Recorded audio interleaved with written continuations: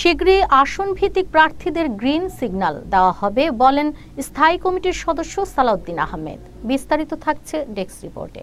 ঘনিয়ে আসছে আগামী ত্রয়োদশ জাতীয় সংসদ নির্বাচনের সম্ভাব্য সময়। এর জন্য প্রার্থী বাছাইয়ের কাজ চলছে বিএনপিতে। খুব শীঘ্রই আসন ভিত্তিক একক প্রার্থীকে মাঠে কাজ করার জন্য গ্রিন সিগন্যাল দেওয়া হবে বলে জানিয়েছেন দলটির স্থায়ী কমিটির সদস্য সালাউদ্দিন আহমেদ। শুক্রবার ৩ তারিখ রাজধানীর গুলশানে নিজ বাসভবনে সমসাময়িক রাজনৈতিক বিষয় নিয়ে গণমাধ্যমের সঙ্গে আলাপকালে এসব কথা বলেন তিনি। সাংবাদিকদের এক প্রশ্নের জবাবে সালাউদ্দিন আহমেদ বলেন, বিএনপি একটি বৃহত্তর গণতান্ত্রিক উদারনৈতিক রাজনৈতিক দল।